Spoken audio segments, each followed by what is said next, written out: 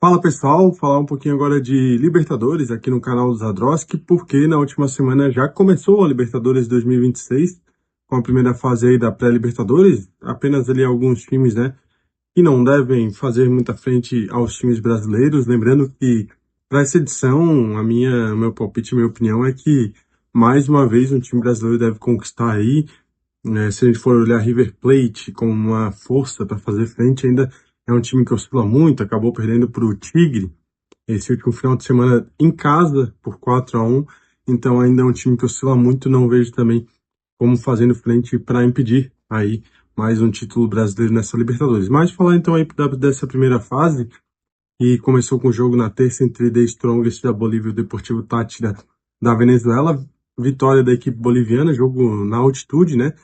Que ajuda muito aí os times bolivianos, venceu por 2-1. Agora o jogo de volta é na Venezuela.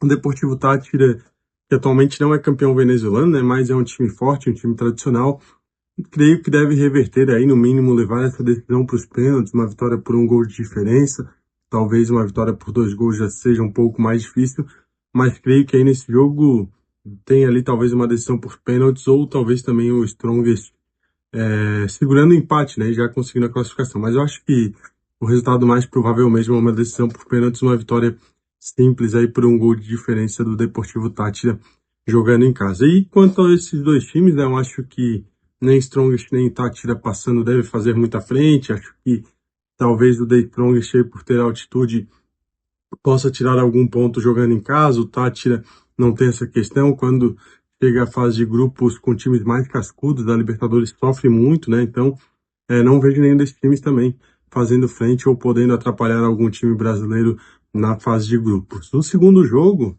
desta primeira fase de pré-Libertadores foi um estreante, o 2 de maio do Paraguai, inclusive é lá da cidade de Pedro Juan Cabageiro, na divisa com o Brasil, com a cidade de Cunha Porã, ali. Então tem bastante brasileiro que acompanha os jogos aí do 2 de maio e acabou vencendo por 1-0 seu jogo em casa contra o Alianza Lima. Talvez aí o time mais tradicional nessa primeira fase de Libertadores, a equipe peruana que ano passado eliminou o Grêmio na Sul-Americana, né? A gente lembra, ficou em terceiro no seu grupo na fase de grupos da Libertadores, foi para a Sul-Americana e acabou eliminando o tricolor de Porto Alegre. Mas perde de 1-0.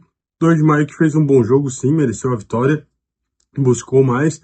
Apesar de que o time do ano passado do Alianza, que era bom, não teve muitas mudanças para esse ano, mudou o técnico, isso sim mudou, e parece que teve algum efeito ali que acabou resultando nessa derrota do Alianza. Inclusive, vi alguns comentários de jornalistas peruanos falando que o técnico foi mal nessa partida e pode ter aí um pouco de culpa nessa derrota parcial. Mas também nada para se criar crise lá no Alianza Lima, jogo de volta em casa, com o apoio do seu torcedor, vitória de 1-0 leva a decisão para os pênaltis, vitória por mais de um gol, o Alianza Lima classifica direto já para a segunda fase, né? Então, 2 de maio vem aí com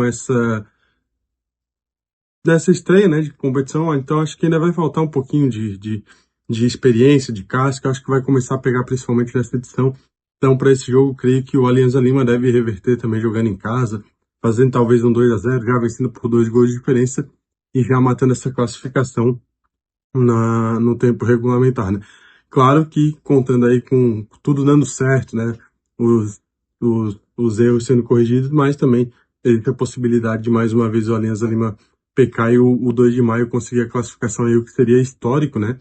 Uma equipe paraguaia estreando já na Libertadores e eliminando um time tão tradicional quanto o Alianza Lima, mas eu mantenho ainda aqui meu palpite de que o Alianza Lima deve sim garantir a classificação com uma vitória jogando em casa aí, e muito provável que já no tempo regulamentar tenha a necessidade dos pênaltis.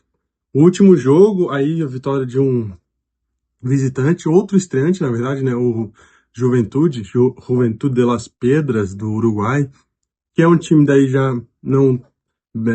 É mais ou menos parecido com o 2 de maio, né? Não tão tradicional, mas tem ali um bom elenco, tem uma boa diretoria, né, que vem comandando o time e conseguiu boa campanha. Jogou em casa, perdeu por 1-0 para a Universidade Católica do Equador, que aí sim já é um time também, mesmo não sendo aquela Universidade Católica do Chile, né? A do Chile é a mais tradicional, mas a do Equador também vem ganhando espaço continental nos últimos anos aí, crescendo muito começando com participações na Sul-Americana e ultimamente na Libertadores. Venceu jogando lá no Centenário em Montevidéu por 1-0 e agora joga em casa aí com a vantagem já. Qualquer empate em casa, a Universidade Católica garante a classificação. Uma vitória simples do Juventude, decisão por pênaltis, e aí uma vitória por mais de um gol da equipe uruguaia ou qualquer vitória da Universidade Católica vai garantir a Universidade Católica ou a equipe uruguaia se vencer por 2 ou mais gols de diferença. Mas eu acho que dá esse jogo também um pouco mais de tranquilidade e a equipe equatoriana deve mesmo confirmar a vaga para a segunda fase da pré-Libertadores. Os jogos serão durante a semana, né, espaçados, cada um em um dia. Terça, Deportivo Táchira Strongest. Quarta-feira, o jogo entre Alianza Lima em 2 de maio. E na quinta-feira, Universidade Católica e Juventude de Las Pedras. Esses os 3 jogos da primeira fase da pré-Libertadores. E aí, entrando na segunda fase, a gente vem para comentar também dos jogos. E aí, a gente vai ver time com mais expectativas, né, de talvez chegar mais longe nessa Libertadores de 2026.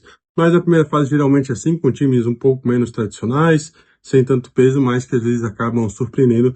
Mas essa edição não creio que tenha algum time que possa surpreender aí na Libertadores, chegando, quem sabe, até ao mata-mata dessa edição da principal competição continental aqui da América do Sul.